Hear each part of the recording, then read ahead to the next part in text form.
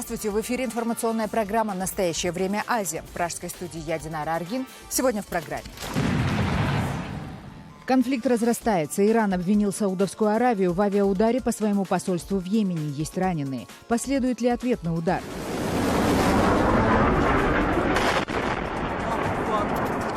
Азартнее, чем рулетка. Петушиные бои в Центральной Азии. Защитники животных называют их кровавой забавой, поклонники – древнейшим из искусств. Мы фанаты этого вида искусства. Сюда приходят не ради денег. Истерия охватила Германию. Немцы подозревают мигрантов в массовых изнасилованиях женщин на новогоднюю ночь в Кёльне. Ситуацией уже воспользовались неонацисты и российская пропаганда. Новогоднюю ночь толпа мигрантов фактически захватила центр города. Нет никаких указаний на то, что причастные к нападениям люди получили в Кёльне статус беженцев. Financial Times включил горнолыжные курорты Кыргызстана в 7 приоритетных туристических направлений мира. Как живет столица кыргызского туризма, в нашем специальном репортаже. Это отличное место, куда можно бежать от суеты мегаполиса. Тегеран обвинил Саудовскую Аравию в авиаударе по иранскому посольству в Йемене. Согласно Министерству иностранных дел Ирана, в результате бомбардировки пострадал персонал дипмиссии. Как утверждают иранцы, обстрел был произведен преднамеренно в нарушение всех международных конвенций, которые защищают дипломатические миссии. И Саудовская Аравия несет ответственность за разрушение и ранения, полученные сотрудниками посольства. Действительно, столица Йемена Сана в четверг утром подверглась авиаударам. Официальный представитель возглавляемой Саудовской Аравией коалиции Ахмед Ассири заявил, что данный инцидент будут расследовать, сообщает Рейтер. Он подчеркнул, что коалиция попросила все страны предоставить им координаты своих дипломатических миссий в Йемене, чтобы они не пострадали от авиаударов. Конфликт между Ираном и Саудовской Аравией обострился после того, как 1 января этого года в Эр-Рияде был казнен шиитский проповедник Нимр Бакр аль-Нимр. В отместку за казнь толпа иранских студентов разгромила и сожгла посольство Саудовской Аравии в Тегеране. После инцидента Саудовская Аравия разорвала дипломатические отношения с Ираном. Коалиция арабских стран во главе Саудовской Аравии уже несколько лет ведет боевые действия в Йемене с проиранскими повстанцами-шиитами. И каждый раз удары коалиции вызывают очень острую реакцию со стороны Ирана. Помимо Саудовской Аравии в коалиции состоят Катар и Объединенные Арабские Эмираты. Но их роль вспомогательная, и ответственность за все разрушения и жертвы среди гражданского населения Йемена, по мнению экспертов, несут вооруженные силы Саудовской Аравии. Международное сообщество уже неоднократно осуждало саудовские власти за незаконное вторжение в Йемен, но Саудовская Аравия все предупреждения и протесты игнорирует. Из-за обвала котировок торги на биржах Китая опять были приостановлены через 30 минут после их начала. Основные биржевые индексы упали более чем на 7%. Таким образом, по мнению аналитиков, биржи отреагировали на решение Центробанка Китая ускорить девальвацию национальной валюты.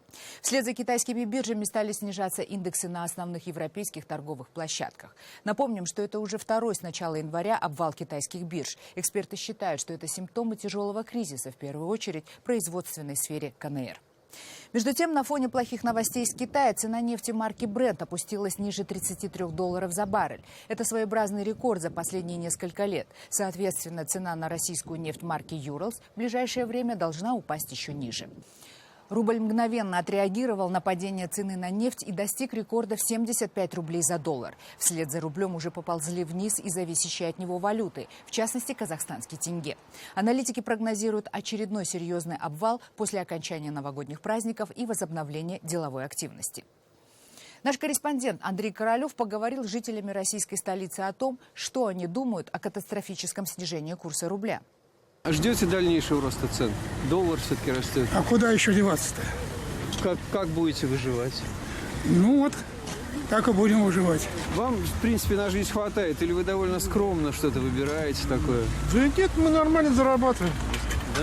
Конечно. А ждете дальнейшего роста цен в этом году? А как? С чем это связано, как вы думаете? Инфляция, нефть, доллар. Вы удивились сегодняшним ценам? А я на них и не смотрела. Да вы что? Без внимания. А как же вы покупаете? Ну так, вот подходил к кассе, рассчитывалась. Ну, я как бы все по прежним ценам купила, так что... А как вам так удалось? Ну, я, может быть, не покупала того, что подорожало. Цены удивили? Давно. Давно. Как дорого все? Я на эти вопросы не отвечаю. Правительство все вопросы. Петушиные бои, несмотря на запрет во многих странах, все еще остаются любимым развлечением в Центральной Азии. Защитники животных выступают категорически против кровавых развлечений, однако битвы бойцовых птиц все еще собирают сотни азартных поклонников. На одном из таких мероприятий побывала наш корреспондент Джибек Бегалиева. Отдельно в пассажирском салоне и, не дай бог, в багажник посадить. Любимица Ким Чана капризен даже в выборе еды. Для того, чтобы он был бойцом, его надо очень хорошо кормить, давать яйца. Что попало, он не ест. Полметра в высоту, размах крыльев и лап еще внушительнее. Бойцовского петуха фермер заказал из Кореи. Птица стоит почти так же, как подержанная малолитражка, больше $1000. Надо постоянно поддерживать в них бойцовский дух. Каждый день бегаю, тренирую его по 15 минут. Это и для меня спорт. Из соседнего района петуха Кимджан привез на очередной бой. Несколько раз в неделю в южную столицу Кыргызстана съезжаются владельцы самых лучших бойцовских птиц. Мы выставляем их на ринг, если бойцы подходят друг к другу по весу, по возрасту. Дома у Рахматуллы еще около 30 петухов.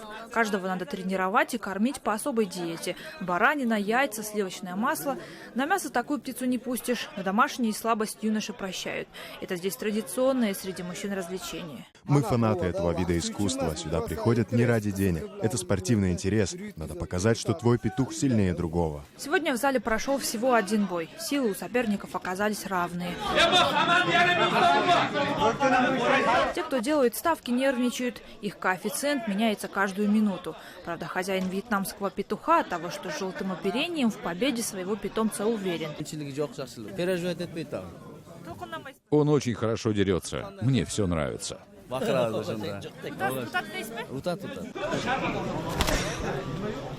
Когда у обоих петухов ни сил, ни практически перьев на шее не осталось, вьетнамец Мелиса все же выиграл. Победа любимца принесла ему 20 000 сомов. Сразу после боя петухов унесли. Сейчас для собравшихся важнее рассчитаться. Кто-то потерял деньги, а кто-то, наоборот, выиграл. Джибек Бегалиева, Азат Антымаков. Настоящее время. Ошская область, Кыргызстан. Далее в программе. Истерия охватила Германию. Немцы подозревают мигрантов в массовых изнасилованиях женщин на новогоднюю ночь в Кёльне. Ситуацией уже воспользовались неонацисты и российская пропаганда. Новогоднюю ночь толпа мигрантов фактически захватила центр города. Нет никаких указаний на то, что причастные к нападениям люди получили в Кёльне статус беженцев. Financial Times включил горнолыжные курорты Кыргызстана в 7 приоритетных туристических направлений мира. Как живет столица кыргызского туризма в нашем специальном репортаже. Это отличное место, куда можно бежать от суеты мегаполиса. Боевикам террористического исламского государства удалось практически полностью уничтожить крупнейший нефтеналивной порт Ливии Эс-Сидр. Напомним, что в ходе боев исламисты подожгли часть гигантских нефтехранилищ этого терминала, но были выбиты из окрестностей Эс-Сидра правительственными войсками. И вот, как сообщает Рейтер из Ливии, пожар охватил уже весь порт. Пожарные расчеты не могут справиться с пламенем. Кроме того, на территории порта сработало несколько мин, оставленных джихадистами.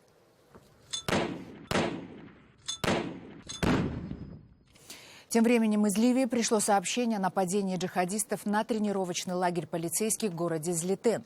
Грузовик, начиненный взрывчаткой, врезался в здание лагеря. Убиты 65 полицейских, несколько десятков человек получили ранения. Пока никто не взял на себя ответственность за этот теракт. В ответ проправительственные силы Ливии впервые нанесли авиаудары по городу Мисурата, в котором расположены значительные силы боевиков-исламистов движения «Рассвет Ливии». Напомним, что Ливия сегодня фактически разделена на две части. Западная находится под контролем исламистов, среди которых становится все больше представителей ИГИЛ. Восточную часть контролирует ливийское правительство. На фоне усиливающейся террористической активности исламистов в Ливии опять возрос поток беженцев из этой страны в Европу и в первую очередь в Италию. Люди стремятся пересечь Средиземное море любым способом. Итальянские военные моряки задержали очередную неуправляемую резиновую лодку, в которой находилось 100 с лишним беженцев. Волнение на море было не сильным, поэтому всех их удалось спасти. Однако далеко не всегда исход подобных путешествий оказывается благополучным. По данным ООН, за прошлый год только официально зафиксировано 4000 смертей беженцев на море. Всего же число переправившихся по морю из Сирии и Ливии в 2015 году превысило 1 000 000 человек.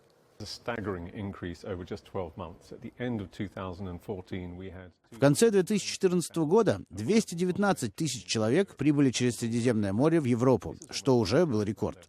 В 2015 их было в 5 раз больше. Кроме того, к сожалению, мы также наблюдаем увеличение числа смертей. Почти 4 тысячи человек погибло в 2015 году.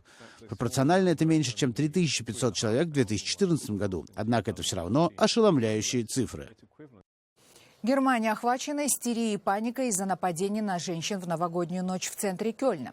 По всей стране распространяются слухи о том, что около 1000 мигрантов с Ближнего Востока изнасиловали около 100 немецких женщин. Полиции же пока удалось установить личности только 3 подозреваемых.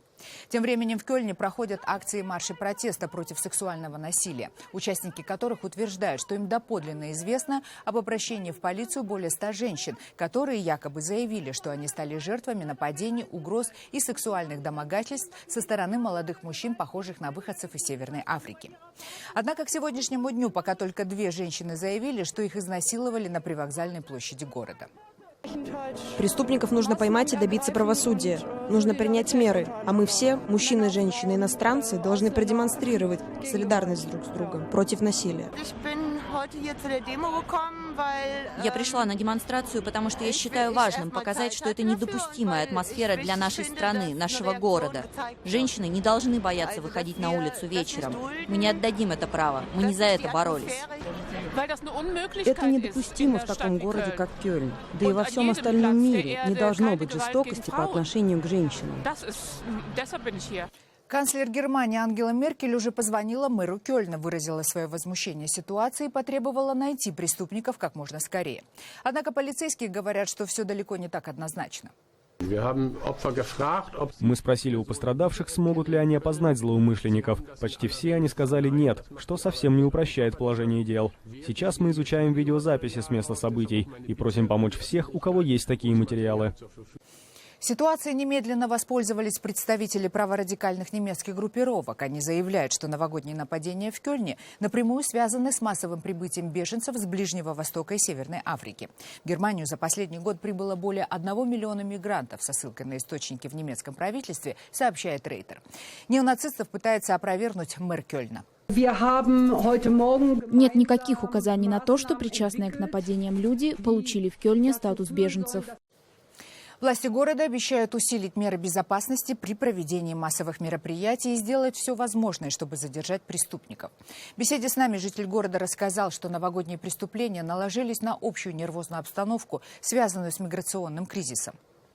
Ходит там какая-то компания мужчин, какой-то женщине, начинают ее там как-то сексуально домогаться или грабить, ведь со стороны это может быть не очень заметно. Мне кажется, полиция просто проспала этот момент.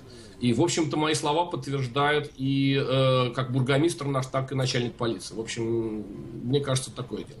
Но поскольку это все связано, естественно, опять же, как пишется, с людьми североафриканской арабской национальности, в связи с этой заварившейся кашей с беженцами, это, конечно, очень острая тема сейчас стала. Это понятно. Кёльнские беспорядки вызвали ажиотаж и в российских СМИ. Федеральные каналы России, так же как и немецкие праворадикалы, уверены, что во всем виноваты мигранты и власти Германии. Мой коллега Андрей Черкасов сравнил, как освещаются новогодние атаки на Западе и в России. Мы вас предупреждали. Под таким лозунгом российские СМИ рассказывают о новогодних беспорядках в Кёльне. Хотя немецкая полиция не спешит однозначно называть виновных, федеральные каналы не сомневаются. Это мигранты. Те самые, которых Германия так радушно приняла в прошлом году. В новогоднюю ночь толпа мигрантов фактически захватила центр города. Подгулявшие выходцы из стран Северной Африки и из Ближнего Востока грабили, избивали прохожих. Они окружали женщин, приставали к ним, срывали одежду. Досталось, разумеется, и немецким властям. Власти пытались все замолчать. Факты замалчивались, в том числе и в СМИ. Новости из Кёльна действительно попали в немецкие СМИ не сразу, но утверждать, что их специально замалчивали, не берутся даже местные журналисты, а их в симпатии к властям заподозрить сложно. Новость вышла в передовице газет, телеканалов Германии и других стран, когда число жалоб в полицию от граждан пошло на десятки. Гардиан интересуется, готова ли полиция Кёльна к карнавалу, который состоится уже через месяц. Индепендент следом за немецкими чиновниками призывает не обвинять в нападениях всех мигрантов. Французские медиа отмечают, слишком много вопросов до сих пор без ответа. Главный из них – кем были нападавшие – мигрантами или членами молодежных банд Кёльна. Немецкие СМИ призывают как можно быстрее найти и наказать виновных, кем бы они ни были. Существуют законы, и их нужно выполнять. Не имеет значения, откуда преступники. Важно, как их накажут. Закон един для всех, и все перед ним равны.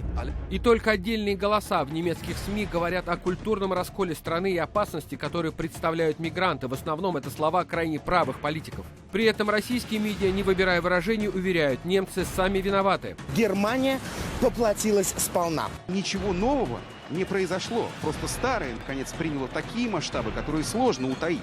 Власти Германии тоже хотели бы кого-нибудь вызвать, чтобы эвакуировать своих североафриканских гостей, но толерантность... Европейская терпимость очень опасна, не устают напоминать с российских экранов и продолжают смаковать подробности нападений, как оказалось, не только в Кёльне, но и в других немецких городах. Британская газета Financial Times посоветовала своим читателям посетить в 2016 году 7 стран, которые отлично подходят для путешествий. В список основных направлений вошел и Кыргызстан. Самое влиятельное бизнес-издание напомнило, что в республике действует безвизовый режим для многих стран мира. Кроме того, горнолыжная база «Каракол», расположенная на востоке Иссыкульской области Кыргызстана, попала в список 10 лучших горнолыжных курортов СНГ. И хотя экономический кризис дошел и до склонов Тянь-Шаня, поток туристов по-прежнему не иссякает. Как выяснил наш корреспондент Адилет Бектурсунов, кыргызские горнолыжные трассы теперь стали успешно конкурировать с европейскими курортами.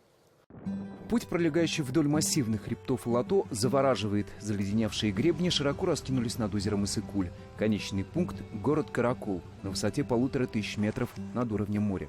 Город, который признан теперь считать туристической Меккой.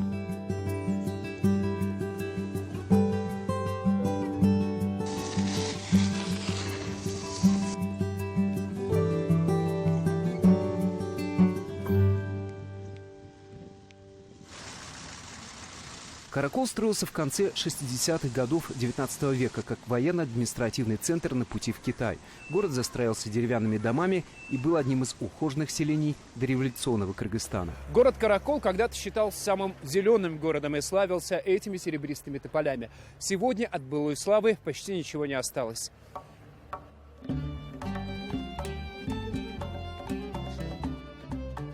Сегодня Каракол живет размеренной жизнью, сохраняя провинциальный колорит. Каждый день караколец съедает одну порцию ашлянфу. Визитная карточка – холодная закуска ашлянфу, тесто с острым подливом и крахмалом. В каждом маленьком кафе у повара свой кулинарный секрет. Практически, так скажу, 80% туристов не понимают, что такое ашлянфу. И тяжело им объяснить, что такое крахмал. Они не понимают, как можно есть лапшу, холодный соус и куча белого вещества.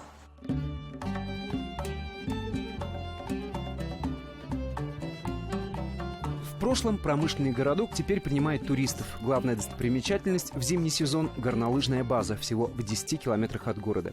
Каракол очень удобен для туристов, потому что здесь и и летние дороги сходятся, это и на Эмельчек, и на Хан и Победу, и для альпинистов. А зимние, так и тем более, это конечная точка, город, да, такой достаточно цивилизованный и крупный. Лыжные походы, как правило, начинаются отсюда, в офисах, где арендуется снаряжение. В городе таких пунктов несколько. Здесь за относительно невысокую плату экипируют, а при необходимости инструктируют. Каждый оставшийся довольный клиент – потенциальная реклама. В условиях кризиса приходится биться за каждого посетителя. В этом году у нас ни одной заявки от россиян нету. Было порядка 10 заявок на получение снаряжения.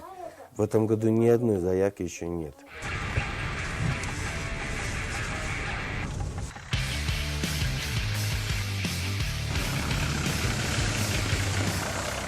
Дорога до горнолыжной базы занимает 20 минут. Вверх по ущелью в самую гущу еловых лесов. На высоте почти 3000 метров снег лежит даже в самые теплые зимние дни.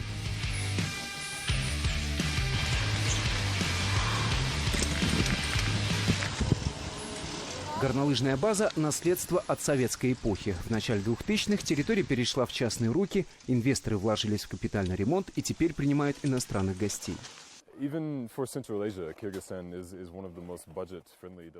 Туристам из Европы отдыхать здесь дешево. Приехать из Бишкека в Каракол и обратно обойдется в $50-60.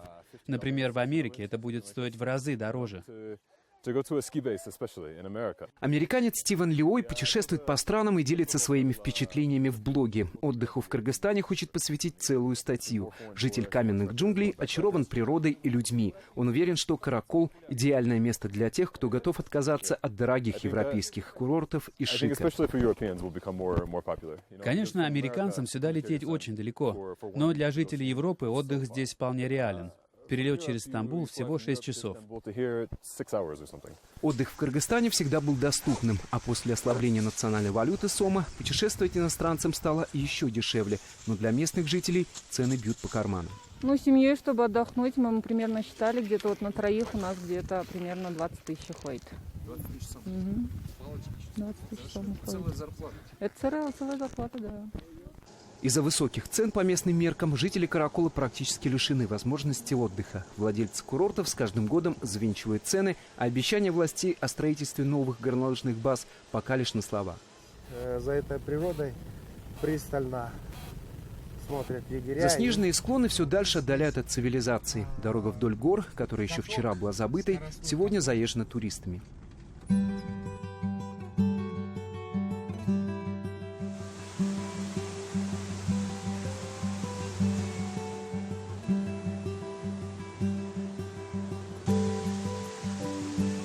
Поселок Теплоключенко говорит само за себя. Здесь отовсюду бьются термальные воды, льется горячая вода даже из скал.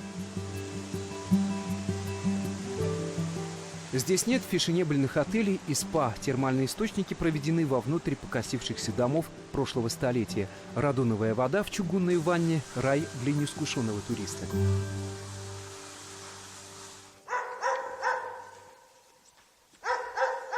В глухом лесу нет ни единой души. Недавно этими местами заинтересовались бизнесмены. Хотели построить горнолыжную базу и отель. Но что-то не срослось, и проект свернули. Пока здесь по-прежнему хозяйничают браконьеры. Должность такая, что руки до некоторых людей не можем достать. В общем, не можем пресечь. Вот, так как бывают чиновники здесь.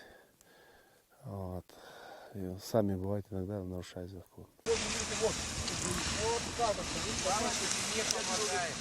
Курортный Каракол живет сезонной жизнью. Летом жители встречают пеших туристов и альпинистов. Зимой – горнолыжников. Открываются отели, гостевые дома, рестораны. В моде интерьеры европейского стиля. Тут намного дешевле, чем в Швейцарии. Перелет, жилье, еда. Я думаю, тут есть огромная перспектива. Кофейня в центре города – арендованное помещение. Работать с туристами Жене приходится впервые. Бизнес перспективный, но и он не бывает без рисков. Этим же вечером целый район остался без электричества. Для нас очень мешает, потому что кофемашина не работает, ничего не работает. У нас все работы со светом связаны. Мы ни спечь не можем, ни сварить не можем. С закатом город окутала тьма. Прожив несколько дней в Караколе, понимаешь, это отличное место, куда можно бежать от суеты мегаполиса. Адилет Бектурсунов, Уланас Налиев. Настоящее время, Кыргызстан. Это были все новости, о которых мы хотели вам рассказать. Читайте нас в социальных сетях и смотрите на сайте KarenTime.tv. Мы встретимся с вами завтра в это же время. Всего доброго.